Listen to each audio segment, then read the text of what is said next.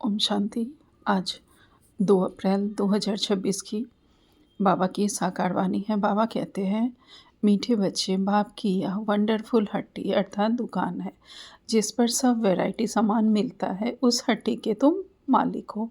आज का प्रश्न है, इस वंडरफुल दुकान की कॉपी कोई भी नहीं कर सकता। क्यों? उत्तर में बाबा कहते हैं, क्योंकि यह स्वयं ही सर्व खजानों का भंडार है। ज्ञान का, सुख का, शांति का, पवित्रता का, सर्व चीज़ों का सागर है। जिसको जो चाहिए वह मिल सकता है। निवृत्ति मार्ग वालों के पास यह सामान नहीं मिल सकता। कोई भी अपने को बाप समान सागर कह नहीं सकते। आज का गीत है, तुम्हें पाके हमने जहाँ पा लिया, जमी तो जमी आसमान पा लिया। ओम शांति। अब बच्चे बैठे हैं बेहद के बाप के सामने। इनको बेहद का बाप भी कहा जाता है तो बेहद का दादा भी कहा जाए।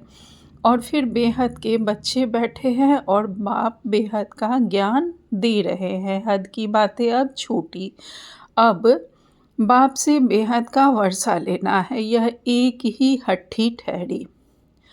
मनुष्यों को पता नहीं है कि हम क्या चाहते हैं। बेहद के बाप की हट्टी तो बहुत बड़ी है। उसको कहा जाता है सुख का सागर, पवित्रता का सागर, आनंद का सागर, ज्ञान का सागर। कोई दुकानदार होता है तो उनके पास बहुत वैरायटी होती है। तो यह है बेहद का बाप। इनके पास भी वैरायटी सामान है। क्या क्या है? बाबा ज्ञान का सागर है, सुख का, शांति का सागर है। उनके पास यह वंडरफुल अलौकिक सामान है। फिर गाया भी जाता है, सुख करता। यह एक ही दुकान ठहरी और कोई का ऐसा दुकान है नहीं। ब्रह्मा विष्णु शंकर के पास क्या सामान है? कुछ भी नहीं। सबसे ऊंचा सामान है बाप के पास, इसलिए उनकी महिमा गाई जाती है। त्वमेव माता पिता त्वमेव। ऐसी महिमा कभी किसकी गाई नहीं जाती। मनुष्य शांति के लिए भटकते रहते हैं। कोई को दवाई चाहिए, कोई को कुछ चाहिए। वह सब हद की दुकान है। सारी दुनिया में सबके पास हद की चीज़ें हैं। यह एक ही बाप है जिसके पास बेहद की चीज़ें हैं। इसलिए उनकी महिमा भी गाते हैं कि पतित पावन है, लिबरेटर है, ज्ञान का सागर, आनंद का सागर है। यह सब वैरायटी बखर अर्थात सामान है। लिस्ट लिखेंगे तो बहुत हो जाएगी। जिस बाप के पास यह चीज़ें हैं तो बाप का भी हक है उन पर। परंतु यह किसकी बुद्धि में नहीं आता कि जब ऐसे बाप के हम बच्चे हैं तो बाप की चीज़ों के हम मालिक होने चाहिए। बाप आते भी हैं भारत में। बाप के पास जो सब चीज़ें हैं वे ज़रूर ले आएंगे। उनके पास लेने के लिए तो जा नहीं सकते। बाप कहते हैं, मुझे आना पड़ता है। कल्प के संगम पर मैं आकर तुमको सब चीज़ें दे जाता हूँ। हम जो तुमको वखर देता हूँ वह फिर कभी मिल नहीं सकता। आधा कल्प के लिए तुम्हारे भंडारे भर जाते हैं। ऐसी कोई अप्राप्त वस्तु नहीं रहती जिसके लिए पुकारना पड़े। ड्रामा प्लान अनुसार तुम सब वर्षा लेकर फिर धीरे धीरे सीढ़ी उतरते हो। पुनर्जन्म भी जरूर लेना पड़े। 84 जन्म भी लेना है। 84 का चक्र कहते हैं, परंतु अर्थ नहीं समझते। 84 के बदले 84 लाख जन्म कह देते हैं। माया भूल करा देती है। यह अभी तुम समझते हो, फिर तो यह सब भूल जाएंगे। इस समय बखर लेते हो। सतयुग में रजाई करते हैं, परंतु उन्हों को यह पता नहीं रहता कि यह रजाई हमको किसने दी। लक्ष्मी नारायण का राज्य कब था? स्वर्ग के सुख गाए भी जाते हैं। सब किस्म के सुख देते हैं। इससे जास्ती कोई सुख होता नहीं। फिर वह सुख भी प्रायः लोप हो जाता है। आधा कल्प बादरा बनाकर सब सुख छीन लेते हैं। किसको गुस्सा करते हैं तो कहते, तेरी कला काया ही खत्म हो गई। तुम भी जो सर्वगुण संपन्न 16 कला संपूर्ण थे, वह कलाएं सब खत्म हो गई। एक बाप के सिवाय और कोई की इतनी महिमा नहीं है। कहते हैं, पैसा हो तो लाड़काना घुमाओ। तुम विचार करो कि स्वर्ग में आखिर कितना अकीचार धन माल था। अभी वह थोड़ी ही है, सब गुम हो जाता है।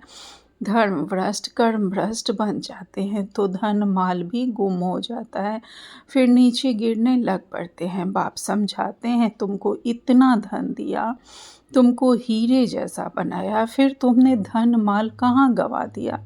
अब फिर बाप कहते हैं कि अपना वर्षा पुरुषार्थ कर ले लो, अपना वर्षा पुरुषार्थ कर ले लो। जो हमारी प्रॉपर्टी थी, तुम जानते हो बाबा हमको फिर से स्वर्ग की बादशाही दे रहे हैं और कहते हैं हे बच्चे मुझे याद करो तो तुम्हारे ऊपर जो कट है वह निकल जाए। बच्चे कहते बाबा हम भूल जाते हैं, यह क्या। कन्या जब शादी करती है तो पति को कभी भूलती है क्या? बच्चे कभी बाप को भूलते हैं क्या? बाप तो दाता है, वर्षा बच्चों को लेना है तो ज़रूर याद करना पड़े। बाप समझाते हैं मीठे मीठे से खिलते बच्चे, याद की यात्रा में रहेंगे तो विकर्म विनाश होंगे और कोई उपाय नहीं है। भक्ति मार्ग में तीर्थ यात्रा, ज्ञान स्नान आदि जो करते आए हो तो सीढ़ी नीचे उतरते ही आए हो, ऊपर तो चढ़ नहीं सकते। लौ नहीं कहता सबकी उतरती कला ही है। यह जो कहते हैं कि फलाना मुक्ति में गया, यह झूठ बोलते हैं। वापस अभी कोई जा नहीं सकते। बाबा आया है तुमको 16 कला संपूर्ण बनाने। तुम ही गाते हो मुझ निर्गुण हारे में कोई गुण नहीं। अभी तुम जानते हो कि बाप गुणवान बनाते हैं। हम ही गुणवान पूज्य थे। हमने वर्षा लिया था, 5000 वर्ष हुए हैं। अभी भी कहते हैं कि तुमको वर्षा दे कर गए थे। शिव जयंती, रक्षाबंधन, दशहरा आदि मनाते हैं, फिर भी कुछ समझते नहीं हैं, सब कुछ भूल जाते हैं। फिर बाप आकर याद दिलाते हैं तुम ही थे, फिर तुमने राज्य भाग गंवाया है। बाप समझाते हैं यह सारी दुनिया पुरानी जर्जरी भूत है। दुनिया तो यही है, यही भारत नया था अब पुराना हुआ। स्वर्ग में सदा सुख होता है, फिर द्वापर से जब दुख शुरू होता है तब यह वेद शास्त्र आदि बनते हैं। भक्ति करते करते जब तुम भक्ति पूरी करो तब भगवान आए ना। ब्रह्मा का दिन ब्रह्मा की रात, आधा आधा होगा ना। ज्ञान दिन भक्ति रात। उन्होंने तो कल की आयु उल्टी सुल्टी कर दी है, तो पहले पहले तुम सबको बाप की महिमा बैठकर सुनाओ। बाप ज्ञान का सागर, शांति का सागर है। श्री कृष्ण को थोड़े ही कहेंगे निराकार, पतित पावन, सुख का सागर नहीं। उनकी महिमा ही अलग है। रात दिन का फर्क है। शिव को कहते ही हैं बाबा। श्री कृष्ण बाबा अक्षर नहीं सोवता। कितनी बड़ी भूल है। फिर छोटी छोटी भूलें करते 100% भूल गए हैं। बाप कहते हैं सन्यासियों के लिए कभी यह सौदा मिल ना सके। ये वह है ही निवृत्ति मार्ग। तुम हो प्रवृत्ति मार्ग वाले। तुम संपूर्ण निर्विकारी थे, वॉइसलेस वर्ल्ड थी। यह है विशेष वर्ल्ड। फिर कहते क्या सतयुग में बच्चे पैदा नहीं होते? वहाँ भी तो विकार थे। अरे वह है ही संपूर्ण निर्विकारी दुनिया। सब पूर्ण निर्विकारी, फिर विकारी कैसे हो सकते? फिर सतयुग में सब इतने मनुष्य हो, वह यह कैसे हो सकता? वहाँ इतने मनुष्य थोड़े ही होते हैं। भारत के सिवाय और कोई खंड नहीं होंगे। वह कहते भी हैं हम मान नहीं सकते। दुनिया तो सदैव भरी हुई रहती है, कुछ भी समझते नहीं। बाप समझाते हैं कि भारत गोल्डन एज था, अब तो आयरन एज पत्थर बुद्धि है। अब तो बच्चों ने ड्रामा को समझ लिया है। गांधी आदि सब रामराज्य चाहते थे, परंतु दिखाते हैं कि महाभारत लड़ाई लगी, बस फिर खेल खत्म। फिर क्या हुआ? कुछ भी दिखाया नहीं है। बाप बैठिए समझाते हैं यह तो बिल्कुल सहज है। शिव जयंती मनाते हैं तो ज़रूर शिव बाबा आते हैं। वह है हेवनली गॉडफादर, तो ज़रूर हेवन का गेट खोलने आएगा। आएंगे भी तब जब हेल होगा, जब नर्क होगा तभी बाबा आएंगे। हेवन का द्वार खोल हेल को बंद कर देंगे।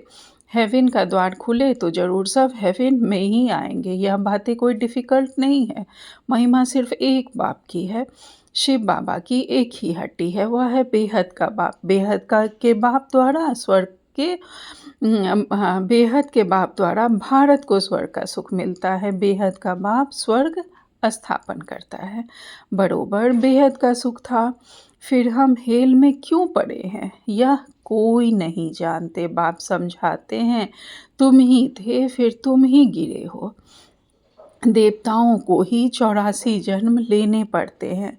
अभी आकर पतित बने हैं, उनको ही फिर पावन बनना है।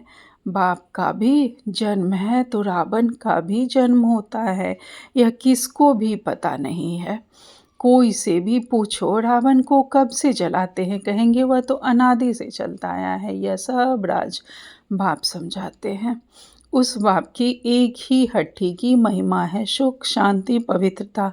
मनुष्य से मनुष्य को मिल नहीं सकती, सिर्फ एक को थोड़ी ही शांति मिली है।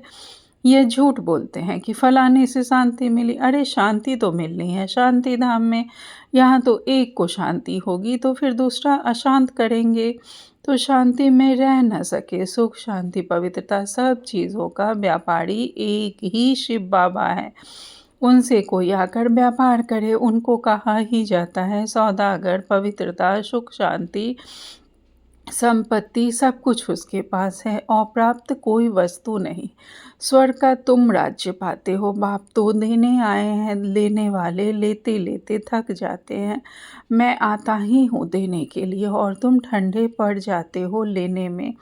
बच्चे कहते भी हैं बाबा माया के तूफान आते हैं। हाँ, पद भी बहुत ऊंच पद पाना है, स्वर्ग के मालिक बनते हो, यह कम बात है क्या? तो मेहनत करनी है, श्रीमत पर चलते रहो।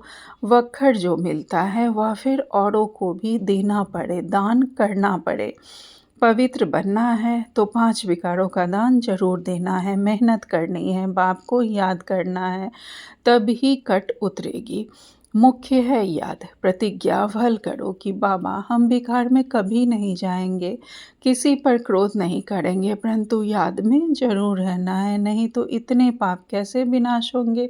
बाकी नॉलेज तो बड़ी सहज है। 84 जन्मों का चक्र कैसे लगाया है यह किसको भी तुम समझा सकते हो। बाकी याद की यात्रा में मेहनत है। भारत का प्राचीन योग मशहूर है, क्या ज्ञान देते हैं? मन मनाभव अर्थात मामेकम याद करो तो तुम्हारे भी कर्म विनाश होंगे। तुम गाते भी थे कि आप जब आएंगे तो और संग तोड़ एक संग जोड़ेंगे, तुम पर बलिहार जाएंगे, तेरे सिवाय और कोई को याद नहीं करेंगे। प्रतिज्ञा की है फिर भूल क्यों जाते हो, कहते भी है हाथ काट दे दिल यार दे। कर्मयोगी तो तुम हो, धंधा आदि करते, बुद्धि योग बाप से लगाना है। मासूक बाप खुद कहते हैं तुम आशिकों ने आधा कल्प याद किया है, अब मैं आया हूँ मुझे याद करो। यह याद ही घड़ी घड़ी भूल जाते हैं, इसमें ही मेहनत है। कर्मातीत अवस्था हो जाए तो फिर यह शरीर ही छोड़ना पड़े। जब राजधानी स्थापन हो जाएगी तो तुम कर्मातीत अवस्था को पाएंगे। अभी तो सभी पुरुषार्थी हैं, सबसे जास्ती मम्मा बाबा याद करते हैं, सूक्ष्म बदन में भी देखने में आता है। बाप समझाते हैं मैं जिसमें प्रवेश करता हूँ वह बहुत जन्मों के अंत वाला जन्म है, वह भी पुरुषार्थ कर रहे हैं। कर्मातीत अवस्था में अभी कोई पहुँच ना सके, कर्मातीत अवस्था आ जाए तो फिर यह शरीर रह नहीं सकता। बाबा तो बहुत अच्छी रीति समझाते हैं, अब समझने वालों की बुद्धि पर है। हेवनली गॉड फादर एक ही है, उनके पास ही ज्ञान का सारा वक्खर है, वही जादूगर है और कोई से सुख शांति पवित्रता का वर्षा मिल ना सके। बाप बहुत अच्छी रीति समझाते हैं, बच्चों को धारण कर और धारण कराना है। जितना धारणा करेंगे उतना वर्षा लेते हैं, जितना धारण करते हैं धारणा करते जाते हैं उतना वर्षा लेते हैं। दिन प्रतिदिन बहुत तरावटी माल मिलता है। लक्ष्मी नारायण देखो कितने मीठे हैं, उन जैसा मीठा बनना चाहिए। अच्छा, मीठे मीठे शिखिलधे बच्चों प्रति माता पिता बाप दादा का याद प्यार और गुड मॉर्निंग। रूहानी बाप की रूहानी बच्चों को नमस्ते। हम सब रूहानी बच्चों कि रूहानी माता पिता बाप दादा को याद प्यार गुड मॉर्निंग और नमस्ते नमस्ते नमस्ते। शुक्रिया बाबा, आपका पद्मा पदम शुक्रिया। आगे बाबा ने कहा है और कोई भी सत्संग में ऐसे कहते हैं क्या? यह हमारी बिल्कुल ही नई भाषा है जिसमें स्वयं परमात्मा भगवान हमारे पिता हमारे गुरु सद्गुरु हमें नमस्ते और गुड मॉर्निंग करते हैं। तो बाबा कहते हैं कि हमारी बिल्कुल ही नई भाषा है, इसको जिसको स्पिरिचुअल नॉलेज कहा जाता है। अच्छा, आज धारणा के लिए मुख्य सार में बाबा ने पहली पॉइंट कही है, बाप द्वारा जो सुख शांति वर्षा का सुख शांति पवित्रता का वक्खर मिला है वह सबको देना है। पहले विकारों का दान दे, पवित्र बनना है और अविनाशी ज्ञान धन का दान करना है। दूसरी पॉइंट में बाबा कहते हैं देवताओं जैसा मीठा बनना है।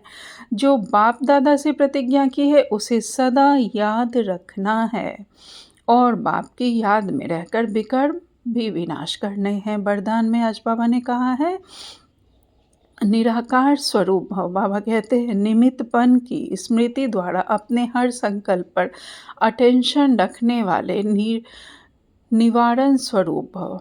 बाबा कहते हैं विस्तार में निमित्त बनी हुई आत्माओं पर सभी की नज़र होती है, इसलिए निमित्त बनने वालों को विशेष अपने हर संकल्प पर अटेंशन रखना पड़े। अगर निमित्त बने हुए बच्चे भी कोई कारण सुनाते हैं तो उनको फॉलो करने वाले भी अनेक कारण सुना देते हैं।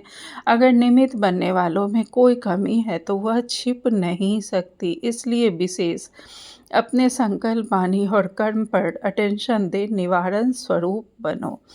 स्लोगन में बाबा ने कहा ज्ञानी तो आत्मा हुआ है जिसमें अपने गुण व विशेषताओं का भी अभिमान ना हो। ज्ञानी तो आत्मा हुआ है जिसमें अपने गुणों और विशेषताओं का भी अभिमान ना हो। आज का अव्यक्त सारे हैं। इस महीने की थीम है महान बनने के लिए मधुरता और नम्रता के गुण धारण करो। विस्तार में बाबा कहते हैं मधुरता का गुण जीवन में तब आएगा जब अपनी और दूसरों की बीती को ना देख अंदर के संस्कारों को सरल और नम्र चित्त बनाएंगे। सरल चित्त आत्मा का गुण है ही मधुरता। उनके नैनों से मधुरता, मुख से मधुरता, चलन से मधुरता प्रत्यक्ष रूप में देखने में आती है। मधुरता और नम्रता इन दो विशेष धारणाओं से सदा विश्व कल्याणकारी महादानी वरदानी बन जाएंगे और सहज ही स्नेह का सबूत दे सकेंगे। अच्छा, ओम शांति। शुक्रिया बाबा।